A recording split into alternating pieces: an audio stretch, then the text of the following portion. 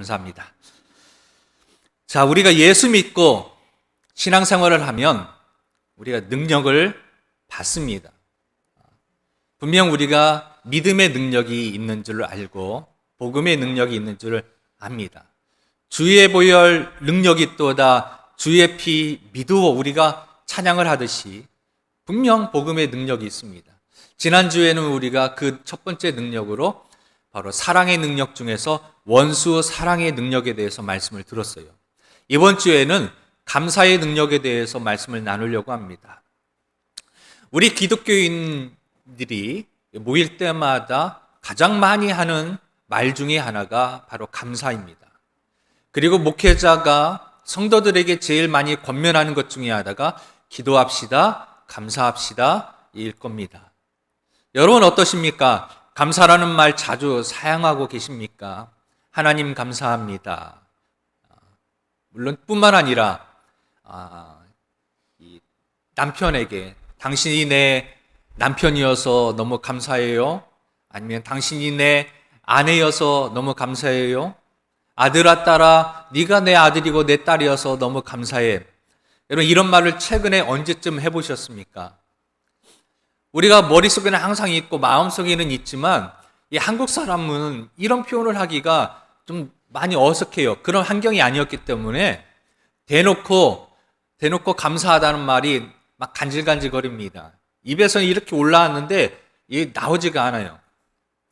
저도 저희 어머니에게 이제 수련회를 중고등부 때 수련회를 갔는데요. 수련회에서 그 목사님께서 수련회가 끝나면 집에 가서 어머니에게 부모님에게 그 예수님의 그 사랑의 마음으로 부모님께 감사하라고 부모님께 사랑하라고 입술로 이야기하라고 그랬습니다. 그래서 또 순수한 마음으로 내가 이 수련회 끝나고 집에 가면 어머니에게 어머니 사랑합니다라고 해야지라고 다짐했는데요.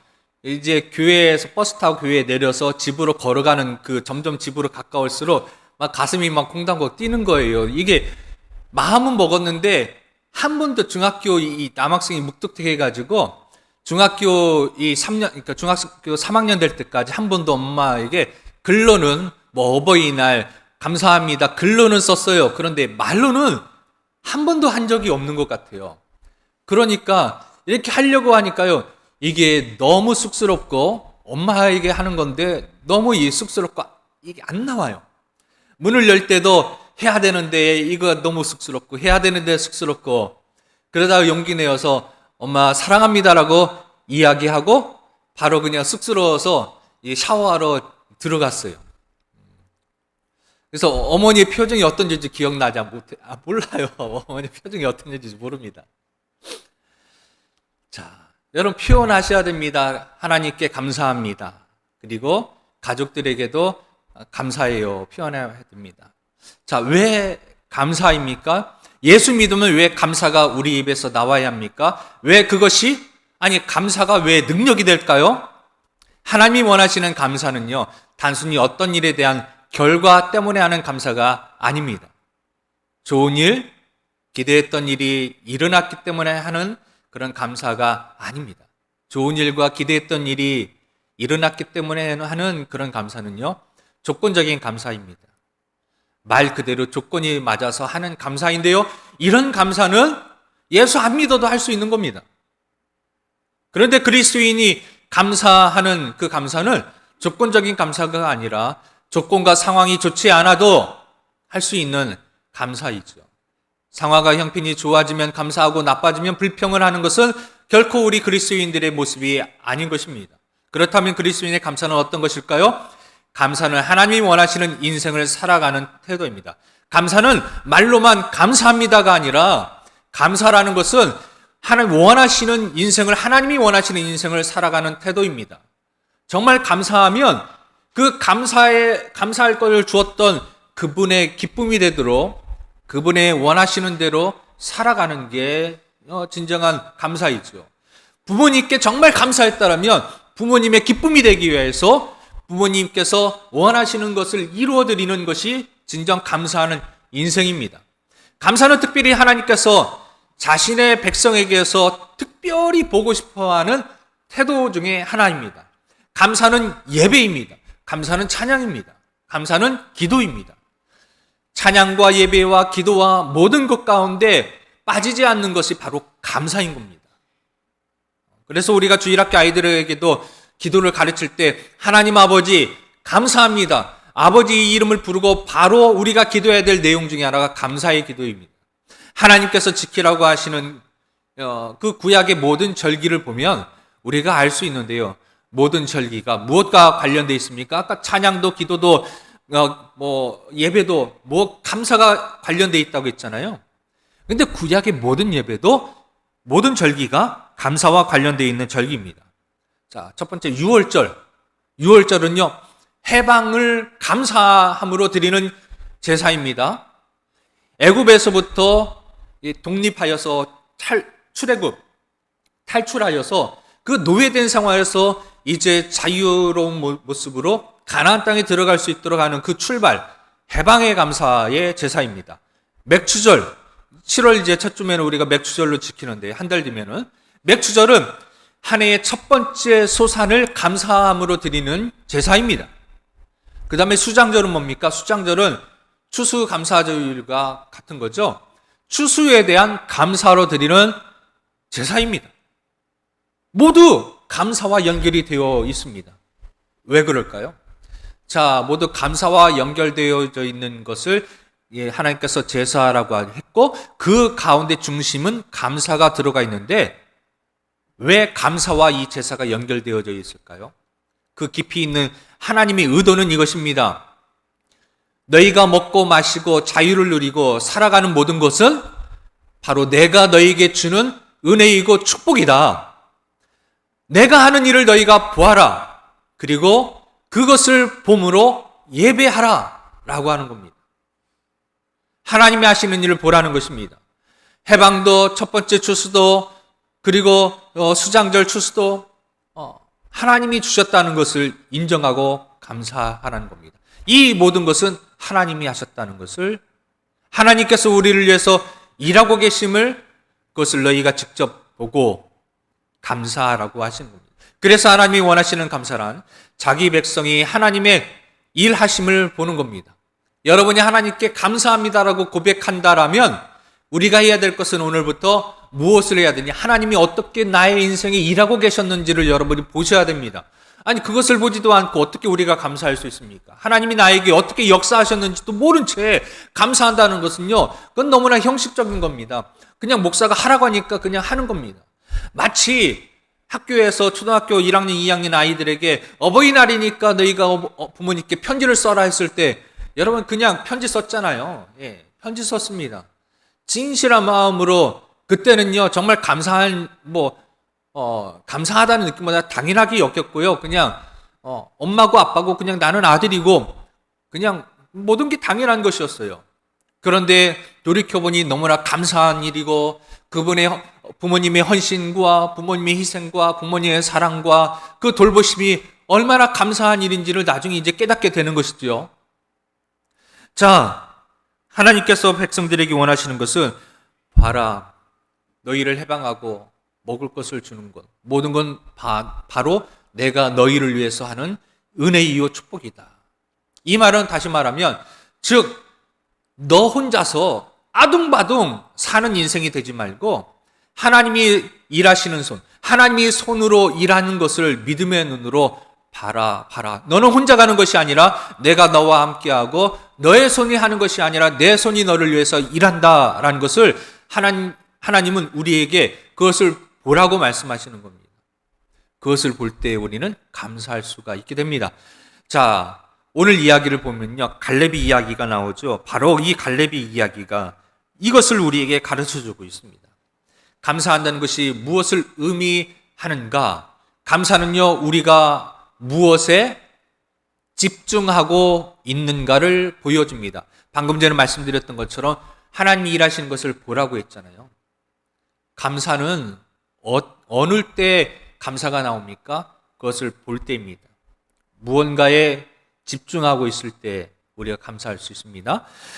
자, 본문에서 10명의 정탐꾼의 보고를 보면 그들이 무엇에 집중하고 있는지를 알 수가 있는데요. 10명의 정탐꾼은 가나안을 40일 동안 정탐하고 돌아와서 이제 백성들에게 보고합니다.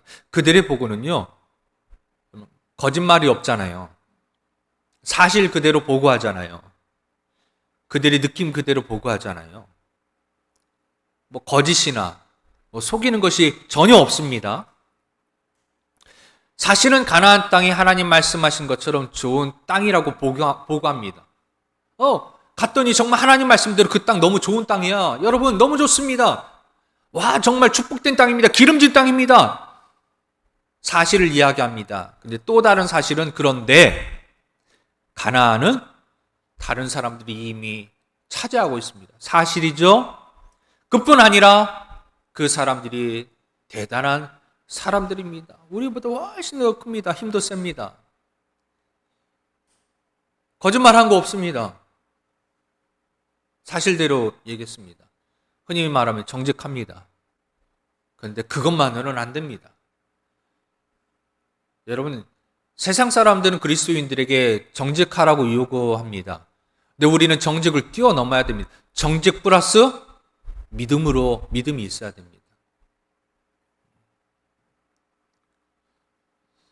그런데 이 세상 사람들은 그리스도인들에게 정직하라고만 이야기하지 믿음으로 살라고 이야기하지 않습니다. 우리가 그것을, 사단의 이 계략과 속임수를 우리가 잘 아셔야 됩니다. 이런 보고를 받은 백성들이요, 그 이야기를 듣고 소리 높여 밤새도록 울며 통곡합니다. 왜 그랬을까요? 백성들은 왜 그런 반응을 했을까요? 그 이유는 정탐꾼들은 자신들이 집중하고 있는 그것을, 사실을 보았기 때문입니다. 무슨 말인가 하면 정탐꾼들이 집중하고 있었던 것은 무엇입니까? 두려움이었습니다. 정탐꾼들의 이러한 모습으로 인해 이스라엘 백성들의 기대와 소망은 한순간에 무너졌습니다. 그런데 이와는 정반대의 태도를 가진 사람이 등장하지요. 바로 갈렙이라는 사람입니다. 갈렙은 10명의 정탐꾼들과 함께 갔지만 완전히 달랐습니다. 갈렙은 가나안으로 올라가자고 합니다. 그리고 능히 취하리라라고 이야기합니다. 왜 그렇게 말하는 것일까요? 갈렙이 집중하는 것은 10명의 정탐꾼과는 달랐기 때문입니다. 갈렙은 무엇에 집중하고 있을까요? 갈렙은 하나님께 집중하고 있습니다. 10명의 정탐꾼은 두려움에 집중하고 있지만 갈렙은 하나님께 집중하고 있습니다. 갈렙은 하나님의 약속에 집중하고 있는 겁니다. 그래서 10명의 정탐꾼에게는 없는 것이 갈렙에게는 있는 것입니다. 그것은 바로 감사인 것이죠. 갈렙의 감사는 갈렙이 무엇에 집중하고 있는지를 보여줍니다. 갈렙은 사실에 집중하고 있는 것이 아닙니다. 갈렙은 하나님에게 집중하고 있는 겁니다. 똑같은 사실을 보았지만 갈렙이 다른 이유가 그것입니다. 하나님께 집중하는 사람에게만 감사가 있는 것입니다. 똑같은 코로나19를 겪고 있지만 어떤 사람은 더 믿음으로 기도하며 나아가는 사람이 있고, 어떤 사람은 두려움으로 그냥 온라인 예배로 이 공동체와 분리되어서 그렇게 있는 사람이 있습니다. 물론 우리가 생활방역 수칙을 잘 지키면서 모든 것들을 지키면서 해야 되지만, 엊그저께 만난 어떤 집사님을 제가 만났는데요. 오래전부터 제가 이제 고향교회에서부터 같이 신앙생활했던 분이에요. 정말 열심으로 충성스럽게 선교단체에서도 활동하시고 좀 믿음이 좋으신 분인데요. 그 동네가 그 교회 근처에 있는 주민 중에 한 사람이, 아파트 주민이 코로나에 감염이 되었답니다. 그래서 그 아파트 전체가 긴장이었고, 또 그 근처에 있는 교회들은 그 소식을 듣고 다 온라인 예배, 영상 예배로 다 그렇게 했답니다. 그 교회가 한 1000여 명 정도 모이는데, 1000여 명 정도 모이는 교회가 영상 예배로 다 이렇게 했다고 그래요. 그래서 첫 번째 영상 예배 드릴 때는요, 그래도 나름대로 의미가 있었답니다. 왜냐하면 예배를 드릴 때에는 엄마 아빠 따로 예배 드리고, 애들은 주일학교에서 따로 예배 드리고, 다 뿔뿔이 흩어져서 예배드려서 같이 예배드리는 경우가 없었는데 온라인 예배를 드리니까 집에서 이제 모니터와 TV 앞에서 같이 아이들과 함께 딱 앉아가지고 함께 양복 입고 교회에 가듯이 예쁘게 차려입고 그리고 경건한 마음으로 아이들과 함께 예배드리니까 너무나 좋았다는 겁니다. 그런데요, 그것도 한두 번이죠. 세 번째, 네 번째 가니까요, 이제부터는요, 이 정장 양복 입고 하는 게 불편하더래요. 그래서 편안하게 그냥 집에서 입는 그 모습 그대로 앉아서 예배드리고 아이들도 점점점 같이 드리는 것도 집중력이 흐트러진다는 겁니다. 그러면서 너무 편해졌다는 거예요. 그냥 집에서 앉아서 드리니까요. 교회 가기 위해서 1시간 전부터 화장해야 되고 준비해야 되고 아이들 챙겨야 되고 하는 그런 수고가 없어지니까요. 너무 편해졌다는 거예요. 근데 많은 사람들이요. 그러니까 이 신앙이 없는 사람 이야기가 아닙니다. 정말 열심으로 하는 믿음이 있는 사람의 이야기예요. 그리고 나서 이제 어느 정도 잠잠해지고 다시 교회가 이제 오프라인 예배당에 이제부터 이제 본당에서 예배 드리겠습니다 했을 때는요. 많은 사람들이 여전히 그냥 집에서 영상 예배 드리겠습니다 하는 사람들이 그렇게 많다라는 겁니다. 여러분, 똑같은 코로나19이지만 어떤 사람은 두려움 가운데 있는 사람이 있습니다. 그러나 어떤 사람은 믿음의 눈으로 하나님께서 우리에게 주시는 메시지를 듣고 더욱더 우리가 믿음으로 살아야 되겠다라고 다짐하는 사람이 있습니다. 여러분, 상황에 집중하는 사람에게는 감사가 없습니다. 그러나 하나님께 집중하는 사람은 감사가 있습니다. 여러분은 어떻습니까? 지금 이 시기에 여러분 무엇에 집중하십니까? 사실입니까? 느낌입니까? 하나님입니까? 벌써 한 해의 절반인 6월이 시작되었습니다. 지난 5개월 동안 여러분 어떠셨습니까? 좋은 일이 많으셨습니까? 나쁜 일이 많으셨습니까? 다시 질문을 드려보겠습니다. 여러분 전반기 동안에 무엇에 집중하셨습니까? 여러분이 집중한 것이 무엇이었습니까? 좋은 일에 집중했습니까? 안 좋은 일에 집중했습니까?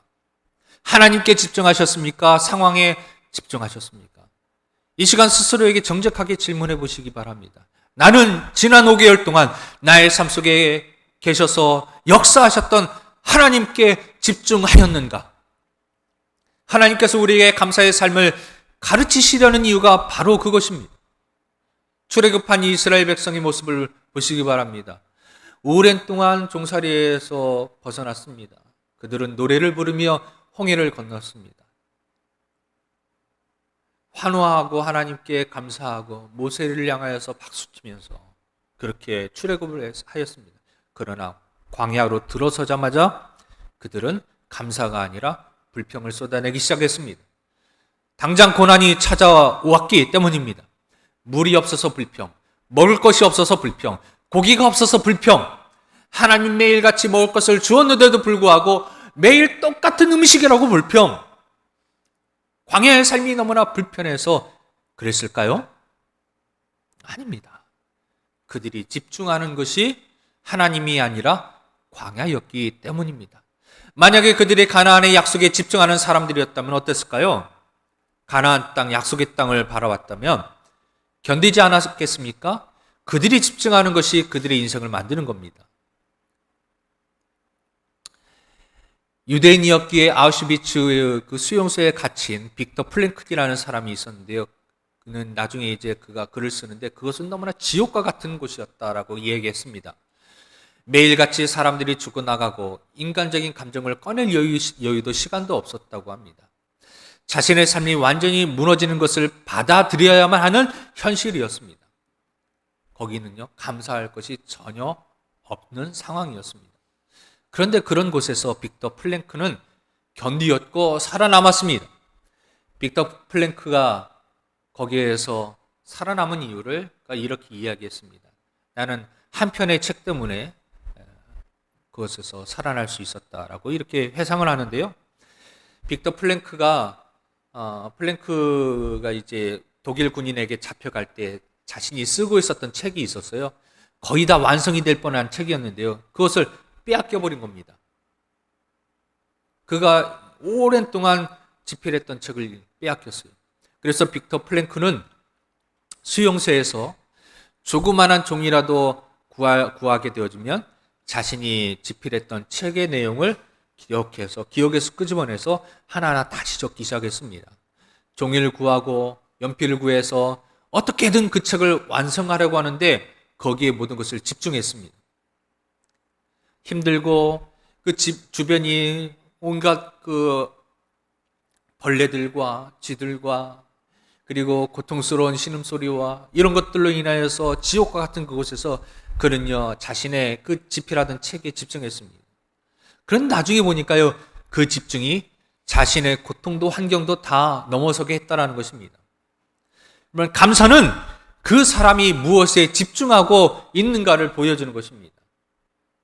환경에 집중하고 있다면 우리는 감사할 수 없을 것입니다. 그러나 하나님께 집중하고 있다면, 하나님의 그 사명에 집중하고 있다면 그것은 달라지게 되는 것이죠. 감사는 우리가 삶을 해석하는 도구이기도 합니다. 자, 여러분의 삶을 지난 5개월 동안의 삶, 그리고 여러분의 지난 과거의 인생을 여러분 어떻게 해석하고 계십니까? 어떻게 이해하고 계십니까?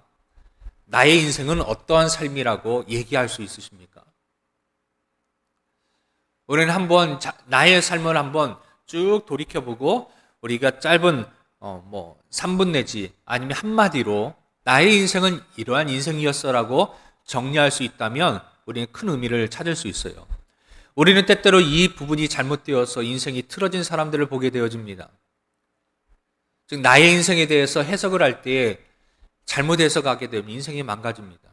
예를 들어서 어떤 목사님께서 이사를 갔는데요. 그것은요 눈이 많이 내리는 지역이었어요. 겨울이 길어요. 바람도 많이 불고.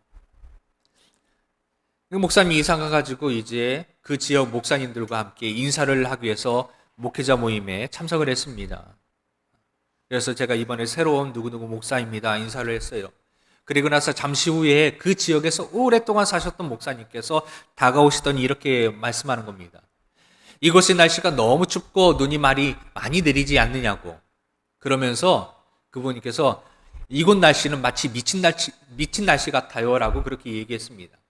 그 얘기를 듣고 있던 이제 막 이사 온 목사님께서 저는 다르게 생각합니다. 미친 날씨가 아니라 거룩한 날씨인 것 같아요. 이렇게 하자 그 반대편 목사님께서 어떻게 매일 눈 내리고 이렇게 추운 날씨가 어떻게 거룩한 날씨냐고 반문합니다. 그래서 이렇게 대답하죠. 제가 와보니 눈이 너무 자주 와서 위험하기 때문에 기도를 많이 하게 되었습니다. 매일 저녁마다 날씨 때문에 기도를 많이 하게 되었으니 얼마나 거룩한 날씨입니까? 그리고 같이 웃었다는 거예요. 여러분은 무엇으로 여러분의 인생을 해석하고 계십니까? 고난이 있고 어려움이 있고 눈보라가 있고 풍파가 있을 때 우리는 우리 인생을 어떻게 해석하십니까? 나는 저주받은 인생이야. 나는 쓸모없는 인생이야 라고 해석하십니까? 아니면 고난이 있고 어려움이 있고 연약함이 있기 때문에 더 기도하고 주님을 바라보고 더 간구하고 더 말씀을 붙잡음으로 나의 믿음이 더 자라나고 하나님을 닮아가고 하나님이 기뻐하는 사람으로 하나님의 사명을 향해서 가는 인생이라고 해석하십니까? 오늘 말씀에서 갈렙은 우리들에게 감사의 해석을 가르쳐 줍니다. 갈렙의 해석은 다른 10명의 정탐꾼들과 다릅니다. 그 이유가 무엇입니까? 바로 갈렙은 다른 사람들과 다른 해석, 다른 것을 집중했고 다른 해석을 했기 때문입니다. 사실과 느낌이라는 것은 같기 마련인데 왜 갈렙은 전혀 다른 해석을 놓았을까요? 해석의 도구가 달랐기 때문이지요.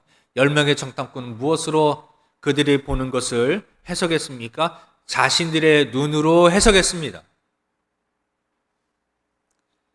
사실을 얘기했지만 자신의 눈으로 해석했습니다. 자기들이 보는 대로 해석을 했습니다. 그래서 그들은 현실적으로 비관적인 해석을 한 것이에요. 그 땅이 좋기는 하지만 갈 수는 없습니다. 그런데 갈렙은 해석의 도구가 무엇입니까? 달랐어요. 무엇이었습니까? 하나님이었고 감사였습니다. 갈렙은 감사라는 도구로 자신의 환경을, 자기가 보는 환경을 해석했습니다. 감사가 해석의 도구가 되었다는 것입니다. 그것은 무슨 뜻일까요? 우리는 내 뜻대로, 내가 원하는 대로, 내 소원하는 대로 되어야 하나님의 응답이라고 생각을 하고 열심히 구합니다. 그런데 하나님은 그렇게 응답해 주시지 않았습니다. 오히려 반대로 하셨습니다. 그러나 그런 일을 통해 우리에게 가르쳐 주시는 것이 있습니다. 감사의 해석입니다. 감사의 해석은 하나님이 하시는 일을 바라보는 해석입니다. 하나님이 하시는 일을 바라보는 해석이 감사의 해석입니다. 나의 삶 속에서 감사의 해석이 시작되어야 내가 비로소 하나님의 사람다운 그리스도인이 될 줄로 믿습니다. 그래서 오늘 집에 가셔서 여러분 지난 5개월 동안 나에게 일어났던 상황과 사실들을 감사로 해석해 보십시오. 코로나19 때문에 일거리가 줄어들었습니다. 직장이 어려워졌습니다. 만나고 싶은 사람들과 만나지 못했습니다. 집에서 꼭 있어야 되니까 너무나 답답하고 외롭습니다. 때로는 몸이 연약해졌습니다. 이런 일들이 참 많이 있었는데요. 이런 상황과 사실을 무엇으로 해석해 보시라고요? 감사로 해석해 보시기 바랍니다. 그리고 여러분, 화요일 날 이번 주 내일 모레 화요일 저녁 9시까지 카카오톡에 보면 우리 교회 단체방이 한 10명 정도가 들어와 있어요. 거기에 여러분 이 감사로 해석한 감사의 일들을, 제목들을 5가지 이상 여러분 거기에 하나님 말씀에 순종하고 훈련하는 마음으로 거기에 남겨주시기 바랍니다. 서로에게 큰 은혜가 될 줄로 믿습니다. 목사님, 저는 스마트폰이 어려워요. 카카오톡 못해요. 그러시는 분은 여러분 종이에 적으셔서 화요일 날 저녁 먹기 전까지 저에게 전화를 주시면 제가 신속하게 정확하게 받으러 가겠습니다. 받아서 제가 대신 올려드리겠습니다. 글씨를 써가지고 저에게 연락 주시면 받아서, 그래서 우리가 모든 성도들이 함께 그 감사의 해석의 인생을, 그 은혜를 좀 나눠봤으면 좋겠습니다. 나는 정말 감사할 것이 하나도 없어요, 못하겠다고 하시는 분 없으시죠? 우리 모두 복음의 능력이 감사의 능력으로 어려움을 이기고 주님 주시는 놀라운 은혜와 축복의 주인공이 되시기를 주님의 이름으로 축원합니다. 아멘. 기도하겠습니다.